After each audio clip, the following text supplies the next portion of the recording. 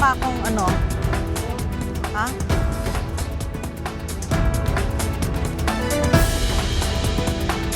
Department of Public Works and Highways inako ang pagkukulang kaugnay sa kulang na datos na isinumite sa Senado tungkol sa updated construction materials price data.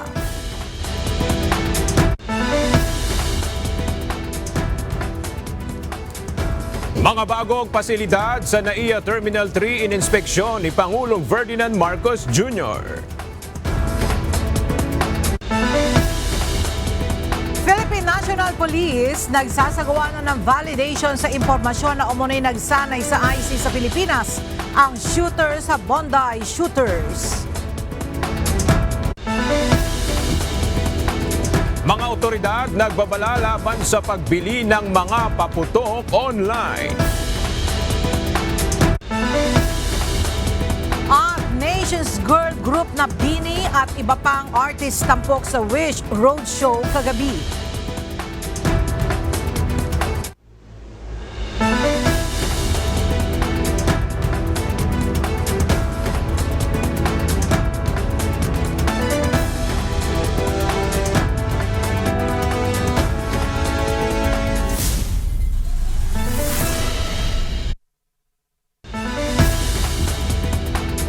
Magandang tanghali mga kasangbahay. Ngayon po ay araw ng Martes, December 16, 2025. Tayo po ay sabayang napapakinggan sa Radyo La Verdad 1350, ang UNTV Radio. At una sa mga balita ngayong tanghali.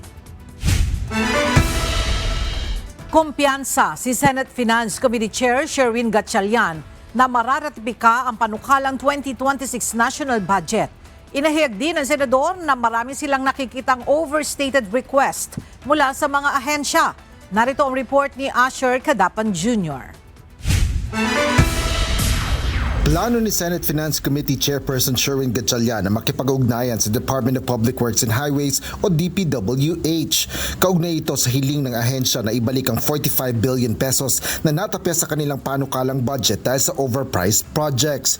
Ito ay matapos ipagpaliban ng Senado ang Bicameral Conference Committee meeting dahil sa deadlock o hindi pagkakasundo ng dalawang kapulungan ng Kongreso kaugnay ng issue. Sa kabila nito, umaasa si Senador Gatchalian na matatapos na rin ang Bicam bukas. Kaya naman, no? Of course, lumiliit, but I'm optimistic kaya naman matapos. But yung siyempre nakakain na ngayon namin yung mga buffer days, pero kaya naman.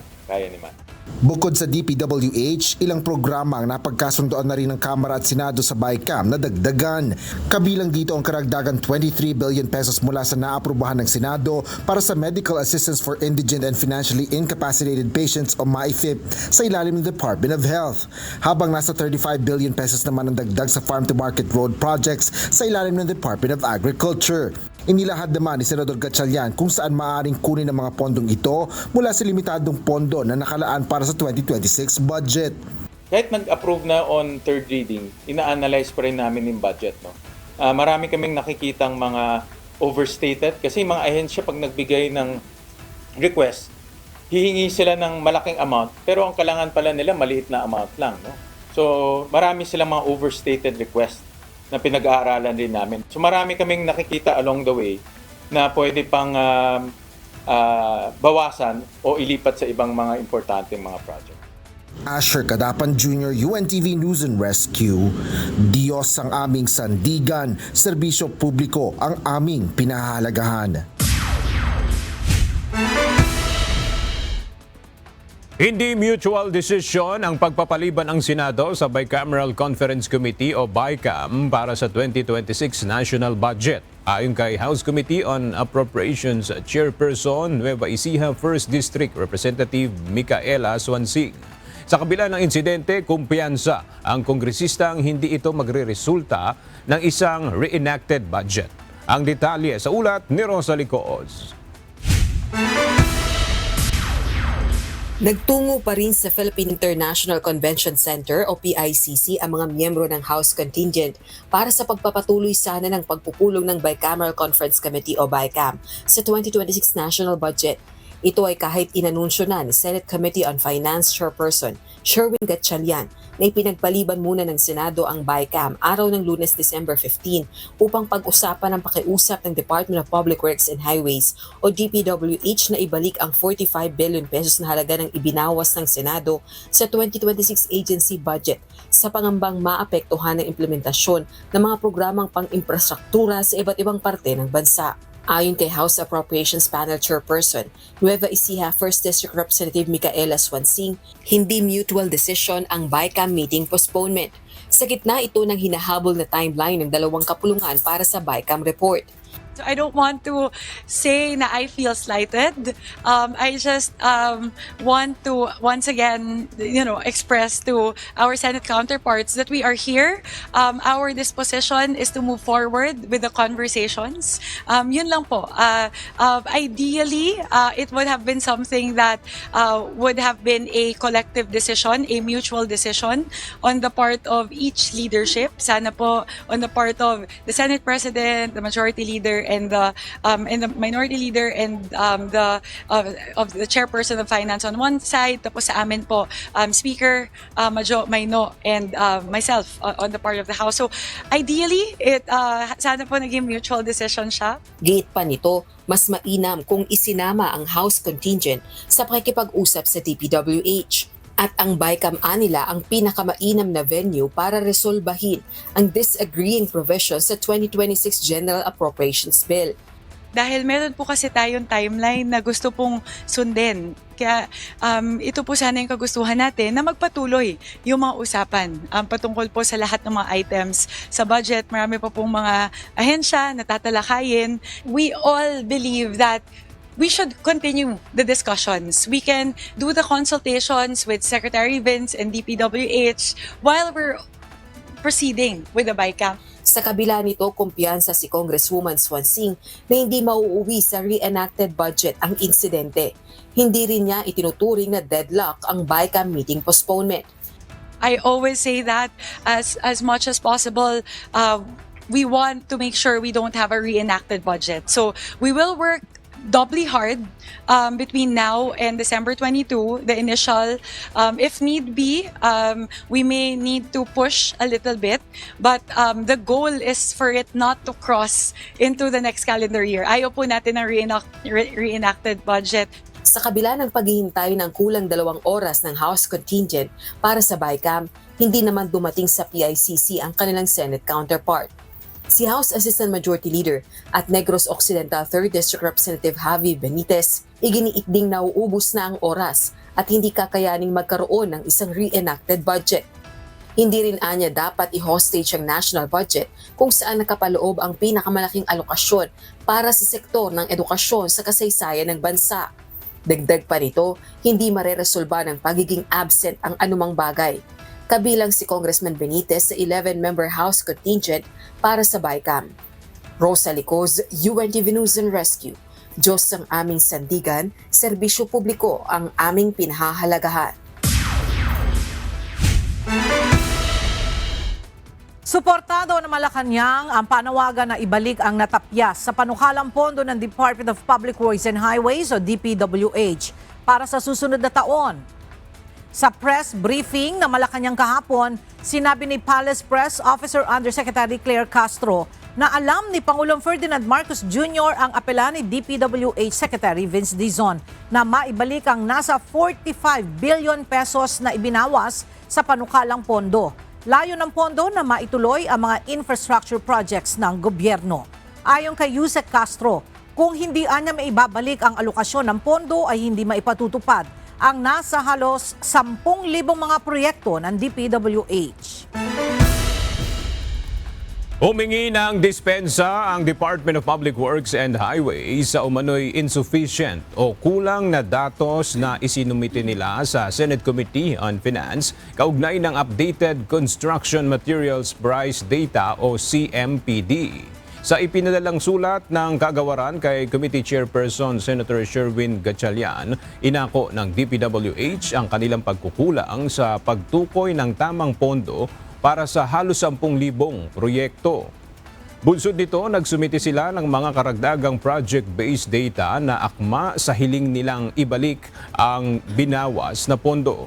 Nangako rin ang DPWH na sisiguraduhin nila ang tama at wastong paggamit nito.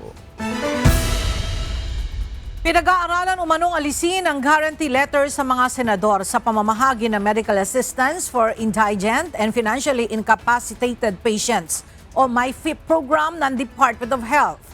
Ayon ito kay Senate President Vicente Tito Soto III, kaugnay ng alokasyon ng pondo ng programa na pinag-uusapan sa Bicameral Conference Committee.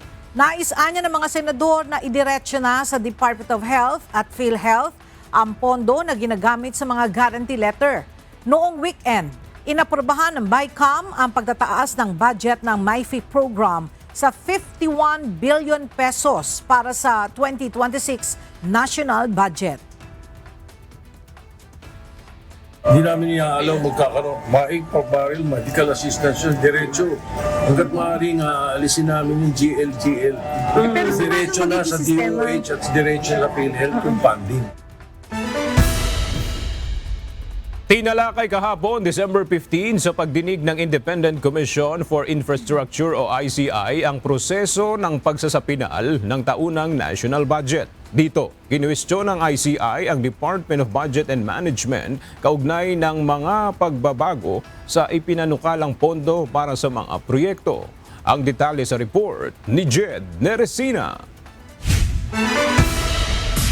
Hindi maitatanggi na ang bawat congressional district ay may kanya-kanya pa ring prioridad na infrastructure projects sa kanilang lugar. Ito ang binigyang diin kahapon ni dating Department of Public Works and Highway Secretary Rogelio Babe Singson sa kanyang huling araw sa Independent Commission for Infrastructure o ICI. Each congressman, they have their own priority local projects. Alam naman natin yun, no? But I think this was the predecessor, no? Kaya nagkaroon ng pork barrel because precisely to give an allocation to each congressional district a certain amount, limit them to that amount, and allow them to choose projects within a certain menu of projects. Sa nasabing pagdinig, humarap sa komisyon ang ilang opisyal ng Department of Budget and Management sa pangunguna ni Acting Secretary Rolando Toledo, kung saan nabanggit ni former DPWH Secretary Singson na ang sistemang ginawa sa nakaraang budget ay ang eksaktong dahilan kung bakit nagkaroon ng issue sa pork barrel noon. At ngayon aniya ay tila na master na ng mga mambabatas ang paraan upang ipasok ang kanilang mga proyekto sa national budget. Now they have mastered the process of doing the insertions as early as the NEP and as early as the GAA. So hindi na siya tawag pork barrel. But to me, whatever you call it, it's still pork barrel. Ipinunto ng dating kalihim na ang kapangyarihan ng mambabatas na mag-insert ng sariling priority project sa budget ng bansa ay patuloy na umiiral. Ngunit ayon sa DBM, wala silang kinalaman o walang alam pagdating sa mga pagbabago sa National Expenditure Program o NEP. Dahil paliwanag ni DBM Acting Secretary Toledo, wala na sa kamay ng ahensya ang budget sa oras na ilipat nila ito sa Kongreso. Kaya para kay dating Secretary Singson, bakit hindi na lang magsumite ng proposed project ang mga lokal na pamahalaan sa NEP pa lamang o sa budget na isinusumite ng Pangulo sa Kongreso? Nang sa gayon ay masasala ito ng Regional Development Council at unti-unting maiayos ang paggamit ng pondo sa bawat proyekto at distrito sa bansa.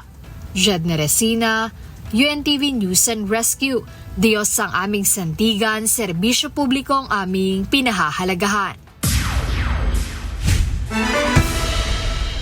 Kasalukuyang dinidinig sa Senado ang panukalang dagdag sahod at kompensasyon para sa mga opisyal ng barangay. Ito ay bilang pagkilala sa papel at serbisyo ng mga barangay official sa bansa.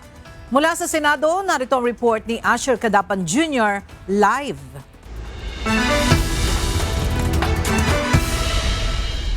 Asher, magkano ang panukalang aumento sa sahod ng mga barangay officials? Salary grade 10 o nasa 23,000 hanggang 24,000 pesos ang isa sa mga panukalang naihain sa Senado para sa dagdag na sweldo para lang yan sa mga barangay captain. Nagsimula na ang pagdinig ng Senate Committee on Local Government para talakayin ang panukalang karagdagang kompensasyon at benepisyo sa mga opisyal ng barangay. Binigyan diin ni Senador Jinggoy Estrada, chairperson ng komite, ang kahalagahan ng mga barangay official. Sa pamamagitan ng mga panukalang batas nito, pinapakita natin ang pagkilala at pagpupugay sa papel at serbisyo ng ating mga barangay officials na siyang pangunahing takbuhan ng mga Pilipino sa oras ng pangangailangan at mahalagang katuwang ng pambansang pamahalaan upang masiguro ang mga programa ay naipapaabot sa bawat mamamayan. And we look forward to receiving your valuable comments and inputs on the measures at hand. Ayon naman sa Department of the Interior and Local Government o DILG, ang average monthly honorarium ng punong barangay sa bansa ay nasa 13,000 pesos. Ngunit inilahad ni Senador Rodante Marcoleta na umaabot lang ito ng nasa 8,000 pesos kada buwan ang average na sahod nationwide.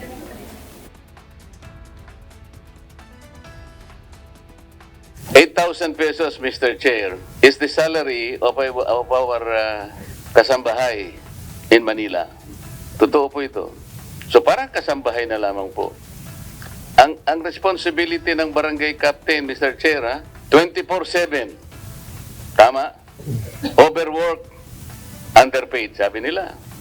They're the first responder. Siya lang frontliner. All national governments palaging inilalatag sa barangay. Ayon pa sa DILG, ang barangay tanod naman ay mayroong monthly average honorarium ng 1,590 pesos lang kada buwan. Sa ngayon ay patuloy pa rin tinatalakay sa pagdinig ng Senado itong mga panukala kaugnay sa pagtataas ng sahod at benepisyo ng mga barangay officials. Yan ang latest dito sa Senado. Balik sa iyo, Ella. Maraming salamat, Asher Kadapan Jr. Lusot na sa House Committee ang panukalang batas na magkakaloob ng Universal Social Pension para sa senior citizens. Samantala, nagpapatuloy din ang investigasyon ng House Panel sa umano'y scam at iba pang panlilinlang sa mga elderly person. Mula sa House of Representatives, makibalita tayo kay Rosalie Coz live.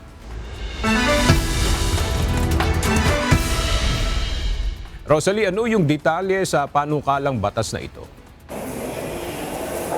Aprobado na ng House Committee on Senior Citizens yung committee report ng substitute bills na nagsusulong ng universal pension para sa senior citizens. Nakapaloob sa legislative measure yung pagkakaloob ng tulong pinansyal ng pamahalaan buwan-buwan para sa lahat ng senior citizen, kapwa indigent o hindi indigent. Gayun din ang pagpapalawig sa senior citizen benefits and privileges. Bukod dito, may provision din sa panukala para ma-i-update ang mandatory discounts at VAT exemptions sa basic commodities, healthcare services, digital purchases, transportation, at iba pang essential services. Binibigyan naman natin ng diin para tuluyang maging isang ganap na batas. Ito ay kailangang aprubahan sa plenaryo ng Kamara, makapagpasa rin ang kahalintulad na legislative measure ang Senado at lagdaan ni Pangulong Ferdinand Marcos Jr. Sa kasalukuyang umiiral na batas ay limitado lamang sa indigent senior citizens ang social pension na nagkakahalaga ng 1,000 pesos kada buwan sa eligible indigent senior citizens. Ang Department of Social Welfare and Development o DSWD ang nagpapatupad nito. Samantala, nagsagawa rin ng pagdinig ang House Committee on Senior Citizens para maimbestigahan ng scams at ibang panlilinlang na ginagawa laban sa elderly persons. Ayon kay House Committee on Senior Citizens Chairperson, United Senior Citizens Party List Representative Milagros Aquino Magsaysay, nasa 1 million pesos yung halagang na-scam sa mga senior citizen sa pamagitan nito ng pag-target sa kanilang bank accounts at electronic wallets. Payo naman ng Bangko Sentral ng Pilipinas o BSP, oras na maging biktima ng ganitong scam ay agad na i-report sa financial service provider at sa BSP. Balik sa iyo, Aga. Maraming salamat, Rosalie Coz.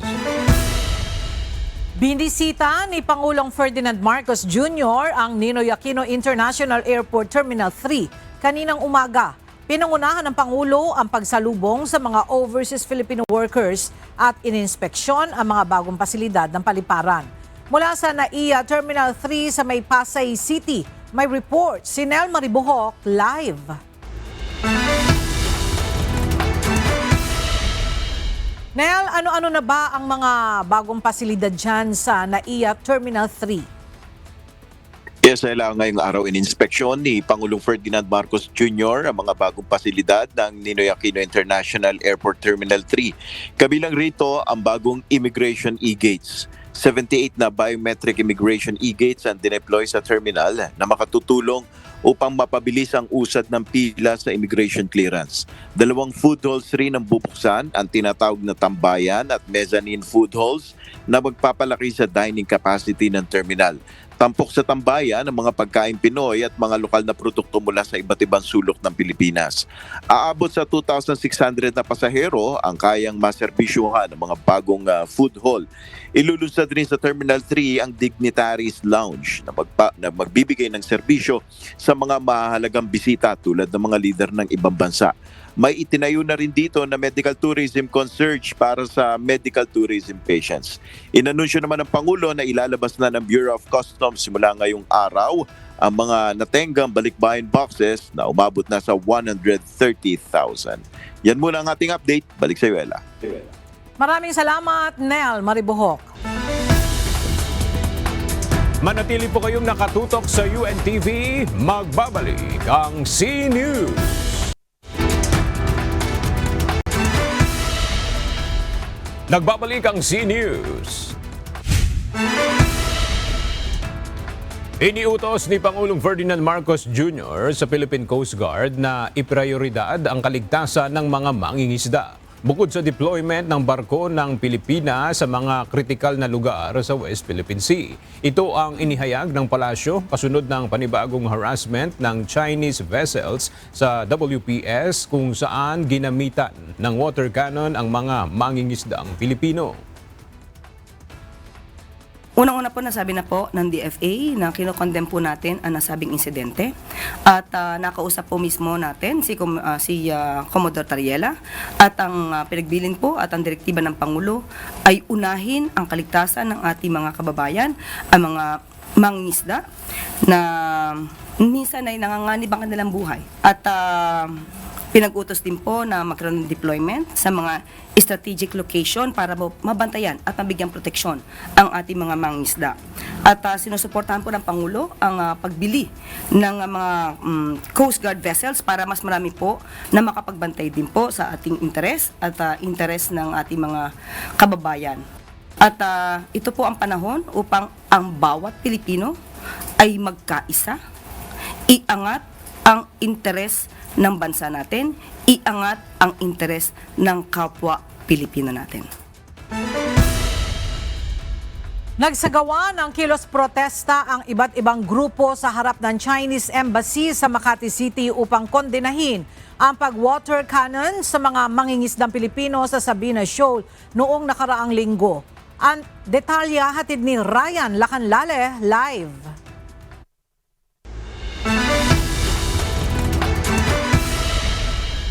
Ryan, sino-sino ang mga kasama dyan sa kilos protesta at ano ang kanilang panawagan sa Chinese government?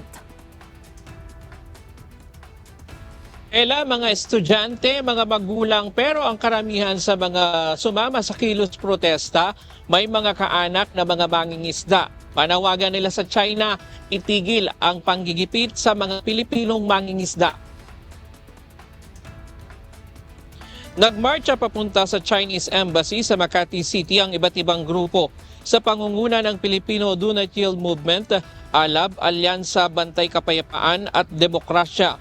Bago mag-alas 10 ng umaga, nagprograma sa harapan ng Chinese Embassy ang grupo.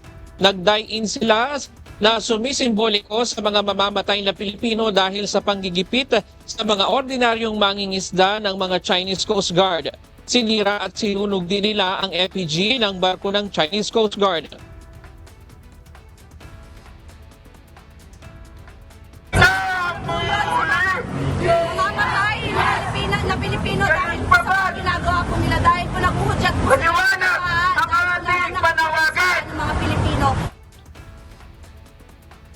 Ito ay bilang pagkondina sa pinakabagong panghaharas ng China sa mga Pilipinong mangingisda, kung saan ngayon ay direktang pinatamaan na ng water cannon ang mga mangingisda ng mga barko ng China. Sabi ni Giselle, tagapagsalita ng Do Not Yield o Filipino Do Not Yield Movement, ramdam nila ang ginagawa sa mga mangingisda sa Skoda Shoal dahil sila man ay kaanak ng mga mangingisda.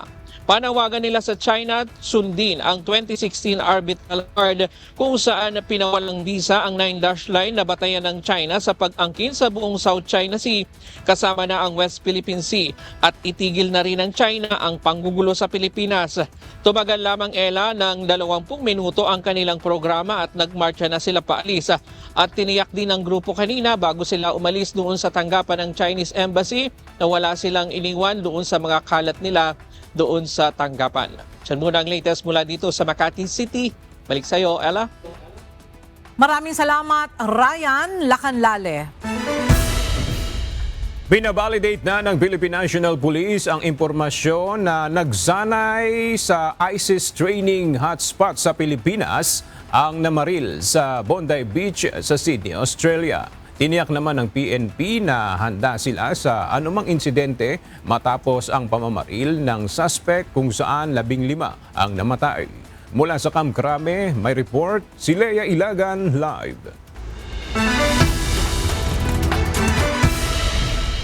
Lea, matapos yung nangyaring mass shooting sa Sydney, Australia noong linggo, sa ngayon ay mayroong kaparehong threat ba na namomonitor ang PNP dito sa atin sa Pilipinas? Magandang tanghali sa iyo, Aga. Mariing nanindigan ng Philippine National Police na wala naman silang namomonitor na malaking banta sa seguridad ng bansa. Ito'y matapos ang pamaril sa Bondi Beach sa Sydney, Australia noong linggo kung saan 15 ang namatay kabilang ang 10 taong gulang na batang babae. Lumalabas kasi sa report na ilang buwan na namalagi sa Pilipinas ang suspect upang magsanay sa ISIS training hotspot. Ayon kay PNP Public Information Office Chief Police Brigadier General Randolph Duaño, binavalidate na nila ang naturang impormasyon. Nakikipag-ugnayan na rin aniya ang Directorate for Intelligence sa Bureau of Immigration para matukoy kung nakapasok nga sa bansa ang suspect. Kaugnay nito, tiniyak naman ni PNP Chief Police General Jose Melencio Nartates Jr. na handa ang pambansang pulisya sa anumang emergency. Bagamat wala silang namomonitor na banta sa seguridad ay hindi sila magpapakakampante. Makakaasa din ani ang publiko na nakaalerto ang pulisya upang masiguro ang kaligtasan ng bawat Pilipino. Una nang inanunsyo aga ng Philippine National Police na mahigit 100,000 tauhan. Kasama na ang force multiplier ang i-deploy sa buong bansa para naman magbigay ng seguridad ngayong holiday season. Mas mataas ito kung ikukumpara sa 60,000 tauhan lamang ng PNP noong nakaraang taon. Aga. Maraming salamat, Lea Ilagan. Kinumpirma ng comedian actress na si Pok Wang na kapatid niya ang lalaking nanakit sa tatay na nagkakariton sa Antipolo na nag-viral sa social media. Humingi ng tawad ang aktres sa naging aksyon ng kanyang kapatid at tinayak na hindi niya ito kakampihan. Kasabay ng paghihingi ng tawad, sinabi ni Pok Wang na dadalawin niya ang pamilya ng biktima sa video. Nanawagan din ito sa publiko na tigilan na ang pagpo-post ng mukha ng kanyang pamilya na isinasangkot sa issue. Totoo po yung tungkol po dun sa nag-viral po na video na isa pong lalaki na naka-Hilux na Toyotang puti. Opo, kapatid ko po yun, nag-viral siya. Ako po yung humihingi ng dispensa doon po sa kanyang nakaalitan at lalong-lalo na po doon sa anak na babae. Pasensya ka na, iha. Tututukan ng Philippine Ports Authority ang gagawing rehabilitasyon ng mga nasirang pantalan dahil sa mga nagdaang sakuna. Samantala, kasama rin sa gagawin ng PPA na itaas ang level ng mga gagawin at aayusing pantalan dahil na rin sa natatalang pagtaas ng level o pagtaas ng level ng tubig sa dagat. Narito ang report ni Benedict Samson. Inaalam na ng Philippine Ports Authority o PPA ang detalye ng mga pinsala na naitala sa ilang pantalan sa bansa na nasira ng mga nagdaang bagyo at lindol. Ayon kay PPA General Manager Jay Santiago, matapos ang gagawing pagtukoy ay sisimula na sa susunod na taon ang pagsasaayos ng mga ito. In the meantime, dahil we need to look back doon sa mga facilities natin na naapektuhan, we will hold off doon sa new port developments natin for the next year, and we will go back and look back doon sa mga existing facilities natin to continue on expanding, because ang approach natin is that we cannot go on just by moving forward and forgetting kung ano yung mga nandyan na. Bukod naman sa mga rehabilitasyon, gagawin na rin nila na mas mataas ang level, lalo na ang mga bagong itatayong pantalan dahil na rin sa tumataas na sea level. We are acknowledging yung tidal rise because of climate change. We've now upgraded our technical specifications and we've raised the level of our ports. I think there will be a difference of at least 4 meters from the existing standard. Ayon pa sa PPA official, titiyakin din nila na hindi magkakaroon ng overpricing sa mga gagawing proyekto dahil wala naman silang ibang pagkukunan ng pondo. We will be coming out with our own internal circular prescribing kung ano yung mga dapat na cost in the preparation of the engineering designs and the program of work para doon sa mga projects natin. So that will be forthcoming. We will issue that and it will be updated every 6 months to make sure that the costs are based on market and we do not encounter kung ano yung encounter sa ibang agency na may mga overpricing, etc. Benedict Samson, UNTV News and Rescue. Diyos ang aming sandigan, serbisyo publiko ang aming pinahahalagahan. Nasa higit 3 milyong pasahero ang inaasahan dadagsa sa Parañaque Integrated Terminal Exchange o PITX para sa holiday season. Ayon sa pamunuan ng PITX, inaasahan dadagsa ang mga biyahero mula December 19 ngayong taon hanggang sa January 5, 2026. Bilang paghahanda, inactivate ng PITX ang Comprehensive Holiday Transport Plan kung saan nakapaloob dito ang heightened security measures, expanded customer assistance desk at koordinasyon sa national at local government agencies. Katuwang ng pamunuan ng PITX na tiyaking magiging maayos ang biyahe ng mga pasahero ang iba't ibang mga ahensya kabilang ang Department of Transportation, Land Transportation Franchising and Regulatory Board, Land Transportation Office, Philippine National Police at Metropolitan Manila Development Authority o MMDA. Magpapatupad ng dagdag sa singil ang Manila Water at Maynilad simula January 2026. Sa anunsyo ng Metropolitan Water Works and Sewerage System o MWSS, 4 pesos and 24 cents hanggang 135 pesos and 22 cents ang posibleng madagdag sa buwan ng singil ng mga customer ng Manila Water, habang 1 peso and 2 cents hanggang 39 pesos and 4 cents naman ang maaaring itaas ng buwan ng bayarin ng mga siniserbisyuhan ng Maynilad. Saklaw ng Manila Water ang East Zone ng Metro Manila at ilang bayan sa Rizal, at sa Maynilad naman ang West Zone ng NCR at ilang lugar sa Cavite. Inilabas na ng DOST Pag-asa ang listahan ng pangalan ng mga bagyo para sa taong 2026. Kabilang sa pangalan ng mga bagyo sa susunod na taon ang Ada, Basyang, Kaloy, Domeng, Esther, Francisco, Gardo, Henry, Inday, Josie at Quiapo. Gayon din ang pangalang Luis, Maymay, Neneng, Obet, Pilandok, Queenie, Rosal, Samuel, Tomas, Umberto, Venus, Waldo, Yayang at Zeni.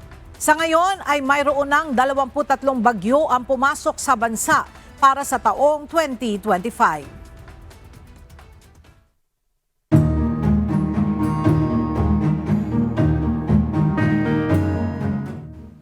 Nakikiusap ang mga dealer at barangay official sa Bukawi, Bulacan sa publiko na huwag tangkilikin ang mga nagbebenta ng paputok online. Ayon sa ilang dealer, nakararanas sila ng matumal na bentahan ngayon kumpara sa mga nakaraang taon dahil mas pinipili na ng ilang buyer na bumili ng paputok online kaysa sa mga tindahan ng paputok sa Bukawi. Gayunman, may babala dito ang mga otoridad. Mula sa Bukawi, Bulacan, makibalita tayo kay Nestor Torres Live. Nestor, ano yung pinagkaiba ng mga paputok na mabibili online at mga paputok na mabibili dyan sa mga physical store sa Bukawi? Magandang tanghali aga. Sa online, they can sell anything they want, legal o ipinagbabawal. At andyan na lahat. Samantalang sa mga legitimate physical store ay otorisado ito ng LGUs, PNP at iba't ibang government agency na mas safe gamitin ng mga mamimili. Umihiling ang mga dealer ng mga paputok sa Bukawi, Bulacan na huwag tangkilikin ang mga online paputok. Anya minsan mas mababa ang offer ng online compared sa ibinebenta nila sa mga mamimili. Pero ang dulot naman ito ay mitya ng buhay lalo na kung ang mabibili ay hindi dumaan sa safety standard sa mga pagawaan ng paputok.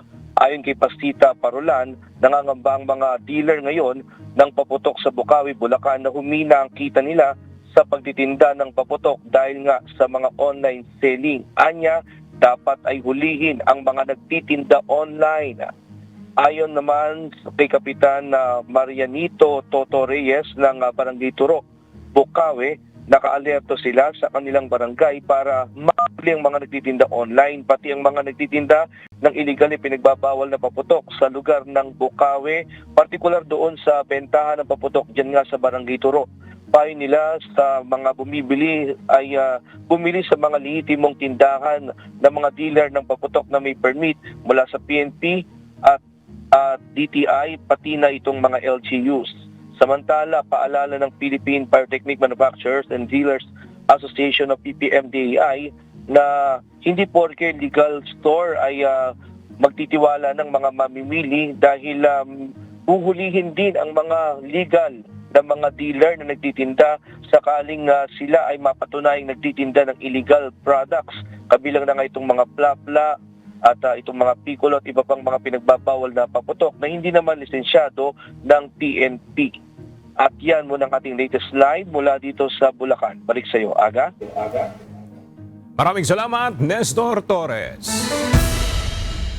Umabot na sa mahigit 5,000 miyembro ng iba't ibang security forces ang itinalaga ng mga otoridad sa Bicol para magbantay sa seguridad ng publiko ngayon long holiday. Samantala, palalakasin din ang pamunuan ng Police Regional Office 5 ang kapasidad ng kanilang mga personnel pagdating sa Information Communication o ICT para makatulong sa kababayan na nabibiktima ng mapagsamantala. Para sa detalye, makibalita tayo kay Jerry Galicia, live.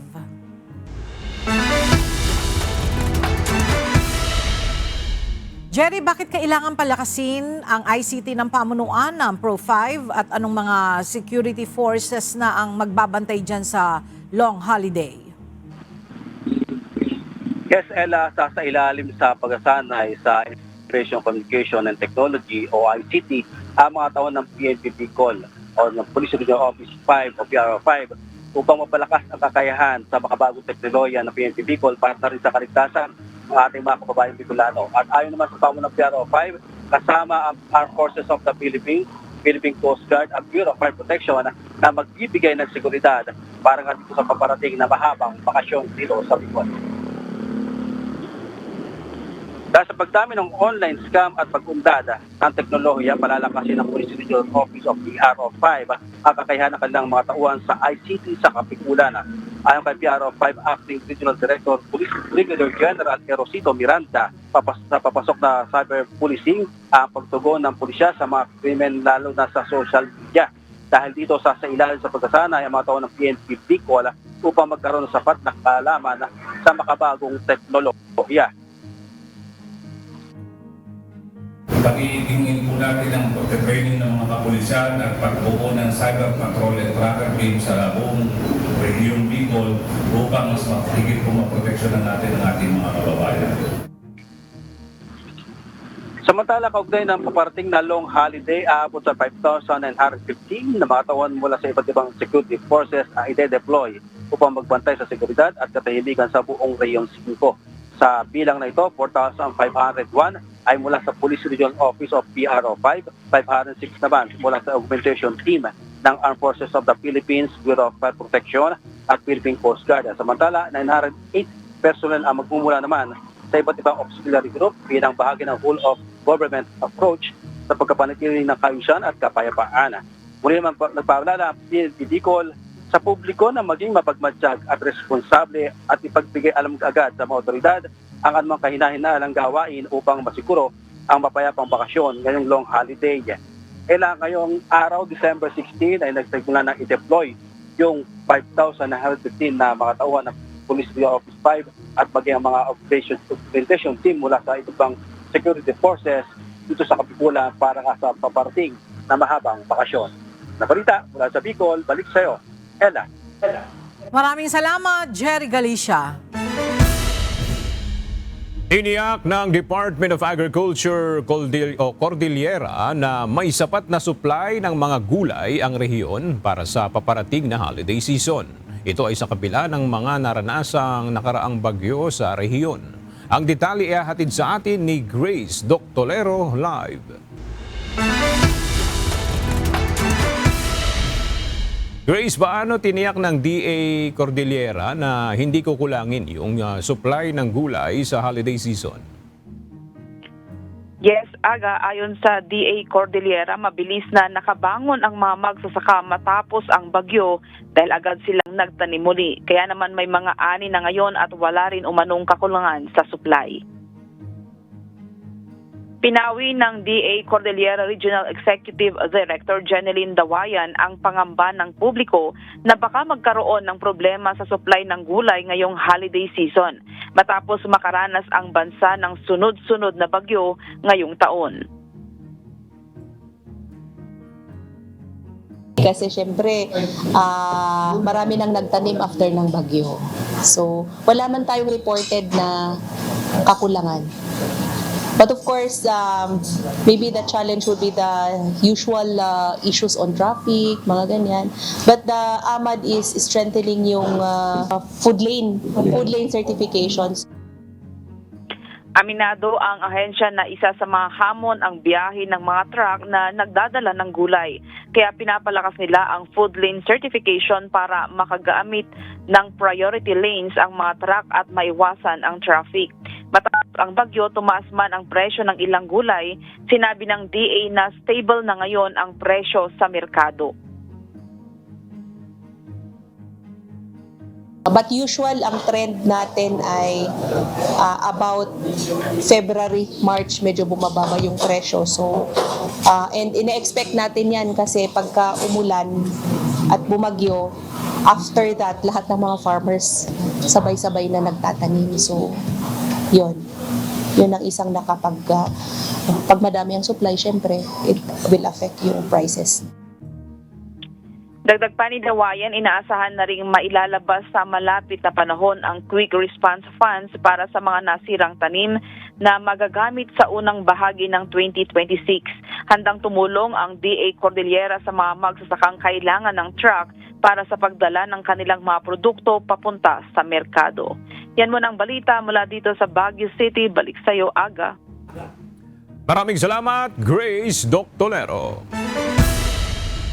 Magkakaroon ng dagdag sahod sa Cordillera Administrative Region bago matapos ang taon para sa mga minimum wage earner at mga domestic helper o kasambahay. Sa wage order ng Regional Tripartite Wages and Productivity Board ng CAR, mula sa dating 470 pesos na minimum wage, itataas ito sa 505 pesos. Samantala, ang buwan ng sahod ng mga kasambahay mula sa dating 6,000 pesos, madadagdagan ito ng 600 pesos. Epektibo ang dagdag sahod sa December 30 ngayong taon.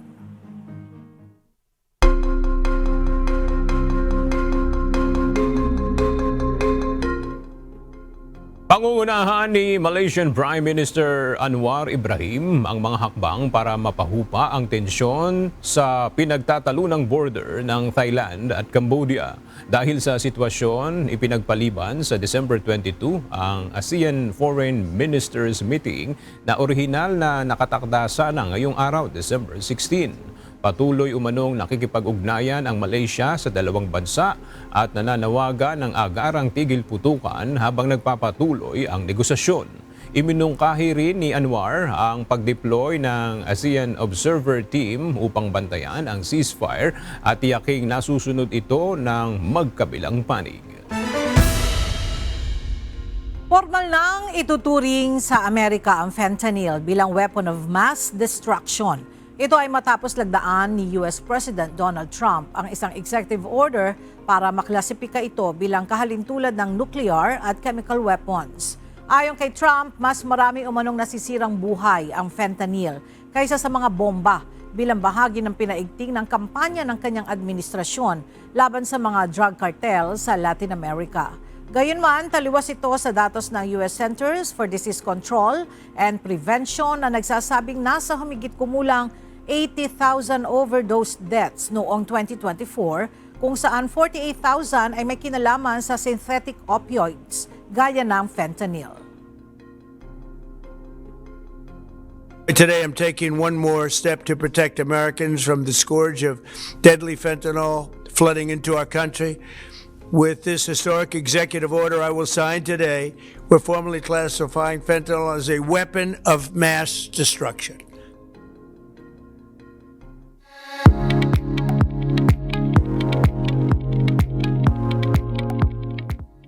Dinumog ng fans ang Wish Roadshow sa Eton Centris kagabi sa kabila ng maulang panahon. Hindi naman sila binigo ng mga artists dahil pangmalakasang performance ang hatid ng mga ito sa kanilang mga supporters. Ang detalye sa report ni Evan Alvarez.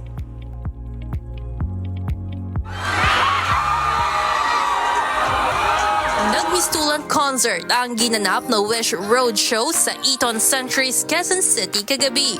Top-tier performances mula sa iba't ibang artist ang hatid ng Wish 1075 para sa fans. Una sa line-up ang folk pop singer-songwriter na si Jan Roberts na nagpakilig sa kantang Tanaw at Sagip Hanggang Dulo. Sinundan agad ito ni singer-songwriter Diwata featuring her latest tracks Langit Lupa at Kumilos. Hanga naman ang dalawang artists sa mainit na pagtanggap ng fans kahit Monday at maulan ang panahon. Masaya ako at the same time. Siyempre, nakikita sila na nandito pa rin, energetic pa rin sila kahit nakapayong sila. Sobrang nakakatawa makita sila na nag-e-effort talaga sila pumunta, naka-raincoat sila, nakapayong, sobrang kahit basang-basa na sila. Hindi rin nagpahuli ang budding artist na si Haki na nangharanaw with her latest track, Aaminin. May bonus pa na own rendition ng kantang pelikula. Nung nagpa-fan service po ako, inikot ko po yung buong doon sa around ng Wish Bus, umikot po kami. And favorite interactions ko po is yung binibigyan po nila ako ng mga merch ng Beanie, ng pamaypay, ng poster, photo cards. All out naman sa hiyawan ang mga naki-join sa roadshow nang mag-perform na for the first time sa Wish Bus ang South Korean artist na si Dayong, giving everyone the chills with her song Body at #1 Rockstar. At syempre, ang inaabangan ng lahat na Nations Girl Group, Beanie. Hindi naman bigo ang Bloom sa paghihintay sa kanilang idol dahil kinanta ng mga ito ang Sweet Tooth, Infinity at Bikini na mula sa kanilang latest album na Flames.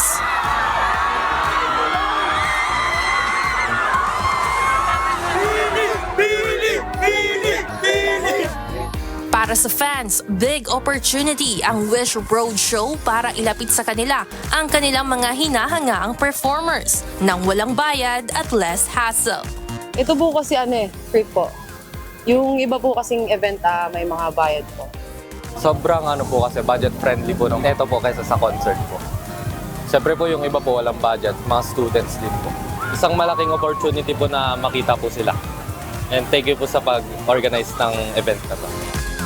Samantala, para sa paparating na Wish Music Awards, kabilang sa mahigit 80 acts na maglalaban-laban sina John Roberts at ang Bini. Kaya ano pang hinihintay nyo? Iboto na ang inyong favorite artist dahil voting is open only until January 2, 2026. At sa darating na January 11, sama-sama nating suportahan ang mga world-class OPM acts sa 11th Wish Music Awards sa Araneta Coliseum.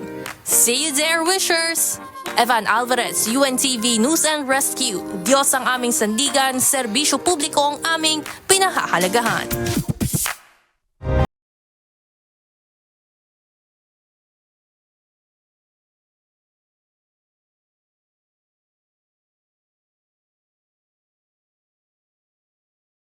Ng Department of Social Welfare and Development o DSWD ang aktibong pakikibahagi ng Members Church of God International o MCGI sa mga gawaing voluntaryo at operasyon lalo na sa panahon ng kalamidad.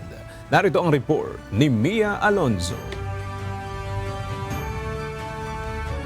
Sa ginanap na ika-6 na National Resource and Logistic Management Bureau o NRLMB Volunteer and Partners Recognition kahapon, muling kinilala ng Department of Social Welfare and Development o DSWD ang mahalagang ambag ng mga voluntaryong aktibong nangunguna sa pagtugon sa mga operasyon sa panahon ng kalamidad. Kabilang sa binigyang pagkilala ang Members Church of God International o MCGI. Kami po ay talagang na-overwhelmed kung ganitong na-invite nyo kami sa isang ganito pong pagtitipon dahil sa ang maliit naming grupo as religious group ay nabibigyan nyo po ng munting recognition. Although may recognition man o wala, kami po ay nakalaan talaga na magkaroon o magsamantala ng paggawa ng anumang bagay na maaari naming maiabot, mai-augment sa mga nangangailangan. Ito na ang ika-4 na parangal ng MCGI mula sa DSWD. Noong 2017, nagsimulang makibahagi ang MCGI sa mga gawaing voluntaryo ng ahensya. At taong 2019 naman, nang magsimulang makatanggap ng parangalang organisasyon. Pansamantalang naantala ang mga aktibidad noong panahon ng pandemya, subalit muling nagpatuloy ang kanilang pakikilahok noong 2022 hanggang sa kasalukuyan. And MCGI, walang absent yung mga yan. Lagi silang nandoon. Nakikita at makikita natin sila na tumutulong sa pagre-repack and everything. So maraming salamat po sa inyo. Palakpakan naman po natin sila ulit. Thank you so much. This is a record. Nabuo natin close to 7 million family food boxes for this year alone. Dahil sa inyong tulong. More than that, nabuhay natin yung spirit of volunteerism at strengthen our partnership. You made impact not only to our disaster operations, but collectively and individually, it also has positive results. Bunsod nito, tiniyak ng MCGI na patuloy silang makikibahagi sa mga programa at operasyon ng ahensya. And sa lahat po ng ito, ang amin lang pong laging masasabi, maybe to God be all the glory. Salamat po sa Diyos and thank you so much po. Ang patuloy na pakikibahagi ng mga voluntaryo ay patunay na ang serbisyong voluntaryo ay isang mahalagang anyo ng pagmamalasakit at pag-ibig sa kapwa, lalo na sa panahon ng pangangailangan. Mia Alonzo, UNTV News and Rescue. Diyos ang aming sandigan, serbisyo publiko ang aming pinahahalagahan.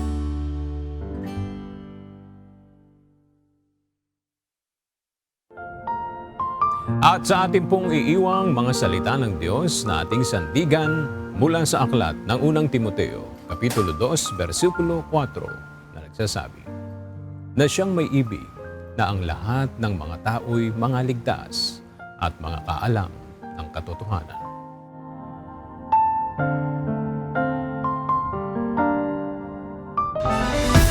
At yan ang mga balitang aming tinutukan at inaksyonan dahil sa aming pagbabalita, una ang pagkalinga sa kapwa. UNTV CE News, may balita saan mang panig ng daigdig. At dito sa UNTV, Diyos ang aming sandigan, serbisyo publiko ang aming pinahahalagahan.